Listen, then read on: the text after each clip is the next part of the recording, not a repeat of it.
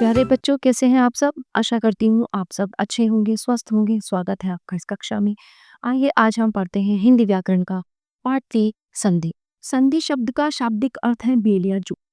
व्याकरण में नियमानुसार जब दो वर्ण मिलकर अन्य वर्ण में परिवर्तित हो जाते हैं तथा पहले शब्द का अंतिम वर्ण और दूसरे शब्द का पहला वर्ण मिलने से जो परिवर्तन या विकार होता है उसे संधि कहते हैं। जैसे गज आनन, गजानन, सूर्य अस्त, सूर्यास्त।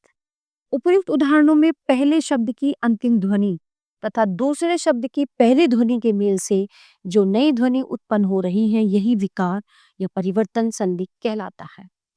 ध्वनियों अर्थात वर्णों के पारस्परिक मेल से जो विकार मतलब चेंजेस, बदलाव, ठीक है ना, उनकी मतलब उनकी सुनने में जो हमें चेंजेस या बदलाव दिखाई देते हैं, सुनाई देते हैं, उसे संधि कहते हैं।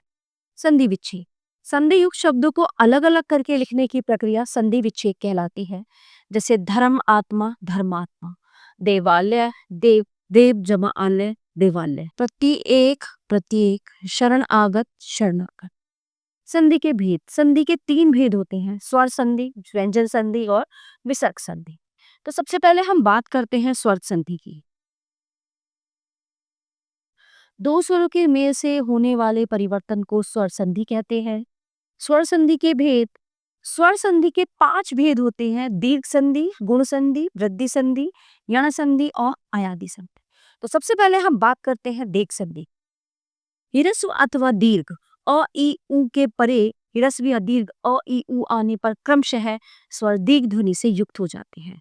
जैसे आ आ आ आ, ठीक है ना, अ आ आ आ ए आ और आ। ठीक है, जैसे वेद अंत, वेदांत, चरण अमृत, चरणामृत, सत्य अर्थ, सत्यार्थ, सूर्य अस्त, सूर्यास्त। ठीक है, ऐसे ही देव आलय, देवालय, गज आनंद, गजानन। ठीक है, अब ये है आ प्लस ए। दीक्ष अंत, दीक्षांत, रेखा अंकित, रेखांकित। आ महा आत्मा, महात्मा, दया आनंद, दयानंद। ई रवि इंद्र, रवींद्र, मुनि इंद्र, मुनीन्द्र, रजनी इंद्र, रजनींद्र, शची इंद्र, शचींद्र। अनुउदित, अनुदित, गुरु उपदेश, गुरुपदेश, वधु उत्सव, वधुत्सव। ठीक है, भू उद, भूड। अगला है गुण संधि। आ के बाद यदि ई उ रैसे ऋषि स्वर आए तो इनके स्थान पर ए ओ तथा अर की ध्वनि हो जाती है। इस विकार को गुण संधि कहते हैं। जैसे अ जमा ई बराबर ए।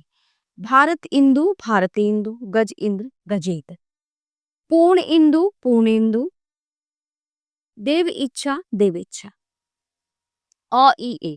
परम ईश्वर, परमेश्वर, दिन ईश, दिनेश, महा इंद्र, महेंद्र, राज इंद्र, राजेंद्र। ठीक है, आ ई महा ईश, महेश, उमा ईश, उमेश, नव उढ़ा, नवोढ़ा, जल उर्मी, जलोर्मी। आ ओ महा उत्सव, महोत्सव, महा उपकार, महोपकार, गंगा उर्मी, गंगोर्मी, महा उकार, महोकार। वृद्धि संधि। आ के पास ए ऐ के होने पर दोनों के मेल से ऐ हो जाता है। आ के पास ओ और औ के होने पर दोनों के मेल से औ हो जाता है।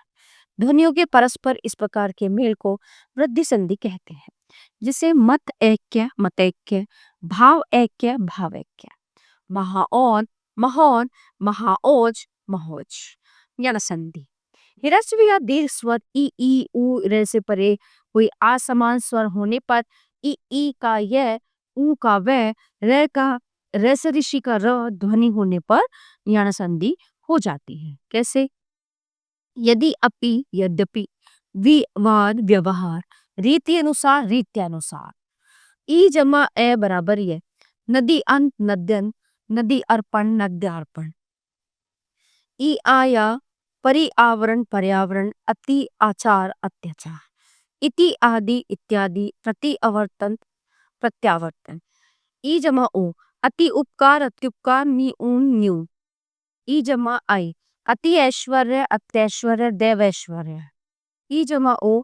इति ओम, इत्योम, अनु ए, अन्वय। ई जमा ओ बराबर ओ। अति जमा औषध, अत्यौषध, मुनि जमा औदार्य, मुन्योदार्य, ई जमा आ बराबर या, नदी जमा आगम नद्यागम, देवी जमा आगम देव्यागम, ऊ जमा आ बराबर बा, सु जमा आगत स्वागत, मधु जमा आचार्य मध्वाचार है। ऊ जमा आवा, वधु जमा आगमन वध्वागमन, अनुइत अन्वित, सुइच्छा स्वेच्छा, अनुइक्षा अन्वेक्षा, अनुएषण अन्वेषण, अनुऐतिहासिक अनैतिहासिक, पितृनुमति पित्रानुमति, मात्राज्ञा मात्राज्ञा, पित्राज्ञा पित्राज्ञा। फिर हमारा अयादि संधि, ए आई ओ औ के बाद किसी भी भिन्न स्वर के आने पर ए आय, ओ की अव तथा औ की ध्वनि आव हो जाती है। जैसे ने अन नयन, ने अक नायक, ओ जमा अन अव, भो अन भवन, हो अन हवन, पो इक पो इक, पो उप पाव, शो अक शावक। ठीक है। फिर है व्यंजन संधि, व्यंजन के बाद किसी स्वर या व्यंजन के आने से उस व्यंजन में आए परिवर्तन को व्यंजन संधि कहते हैं। इसके कुछ नियम हैं जो इस प्रकार हैं। वर्ग के पहले वर्ण का तीसरे वर्ण में परिवर्तन हो जाना, जैसे क से ग, वाक ईश वागीश, वाक जन वागजय, च से ज अच अंत अजन, इच अंत इजन, त से ड षट आनंद षडानंद, षट ऋतु शरऋतु, तत आनंद तदानंद, जगत ईश जगदीश, तत आकार तदाकार, सत आचार सदाचार। पहले वर्ण का पांचवें वर्ण में बदल जाना, जैसे कैसे अण, दिक्नाक दिग्नाक, वाक में ट से न षटमा शर्मा षटमुख षणमुख, त से न उत्नति उन्नति विप्तन विपन्न, प से म अपमय अम्य अपमति अम्मति। त में भिन्न वर्णों के मेल से होने वाले परिवर्तन, त से च्वैव ध्वनि, उच्चारण उच्चारण, सच्चरित्र सच्चरित्र, त से जय ध्वनि, सतजन सज्जन, उत्ज्वल उज्ज्वल, वृहतजन वृहजन, जगत जननी जगजननी।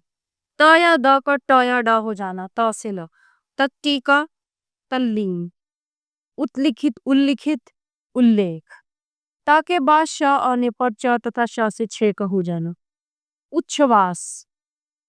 माँ के बाद व्यंजन होने पर माँ का अनुस्वार, ठीक है, वे बदल जाना, माँ से अहंकार संगति, शंकर संगम, माँ से य, संजय संचय।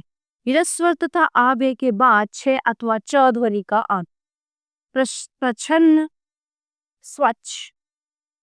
ठीक है। कभी कभी सम अथवा पुम ध्वनि के बाद क होने पर स ध्वनि का आना, संस्कार पुष्कर, संस्कृता पुंस्कोकिल। सा के बाद च छ श हो तो स का श हो जाता है। इनके बाद क ख और ट ढ प श हो तो स का श हो जाता है, जैसे हरिश्चंद्र निश्चय। सा के बाद कोई भी स्वर वर्गों का तीसरा चौथा पांचवा अक्षर अथवा य र ल व के होने पर स के स्थान पर र ध्वनित होता है। ठीक है। नि आधार निराधार, निस्गुण निर्गुण, दुष्बोध दुर्बोध, दुष्गुण दुर्गुण। र के बाद पुनः र होने पर एक र की ध्वनि लुप्त हो जाती है, यथा निरोग निरोग, नीरस नीरस। विसर्ग संधि, विसर्ग के बाद स्वयं स्वर या व्यंजन में आने वाले परिवर्तन को विसर्ग संधि कहते हैं तथा शब्दों के अंत के र और स का विसर्ग में बदल जाना। अंतःकरण प्रातःकाल, विसर्ग के पहले अ आ के अतिरिक्त किसी अन्य स्वर के होने पर अथवा वर्गों के तीसरे चौथे पांचवे अथवा य र ल व होने पर विसर्ग का र हो जाता है, जैसे नीझर निर्झर, आयुर्वेद आयुर्वेद। विसर्ग के पहले अ स्वर तथा बाद में वर्ग का तीसरा चौथा पांचवा अक्षर य र ल व ह के होने पर अ तथा विसर्ग दोनों के स्थान पर ओ ध्वनि का प्रयोग किया जाता है, जैसे यथः गान यशोगान, तमह गुण तमोगुण, मनः योग मनोयोग, अधः पतन अधोपतन। विसर्ग से श, दुपरिणाम दुष्परिणाम, दुकर्म दुष्कर्म, चतुपाद चतुष्पाद, निकलंक निष्कलंक। विसर्ग के स्थान पर स, नमःकार नमस्कार, बहकार भास्कर, पुरहकार पुरस्कार, वहका वयस्क। विसर्ग के बाद श, श, स होने पर बाद वाले व्यंजन की ध्वनि का ही प्रयोग किया जाता है या विसर्ग रहता है। दुशासन, दुशील, निशंक और निसंदेह। विसर्ग से पहले अ हो तथा बाद में कोई और स्वर होने पर केवल विसर्ग का लोप कर शब्द का वही रूप रह जाता है। अतएव, अतएव, मन है एव मन है। तो ये थी हमारी विसर्ग संधि। तो आइए देखिए हमने इसमें क्या पढ़ा। ठीक है, निकटतम ध्वनि के मिलने से उत्पन्न हुए विकार को संधि कहते हैं। स्वर संधि के 5 भेद होते हैं, दीर्घ, गुण, वृद्धि, या तथा अलाप। प्यारे बच्चों, ये था हमारा पाठ संधि जो यहीं पे समाप्त होता है। आशा करती हूँ आपको अच्छे से समझ आया होगा। मिलते हैं अगली कक्षा में। धन्यवाद।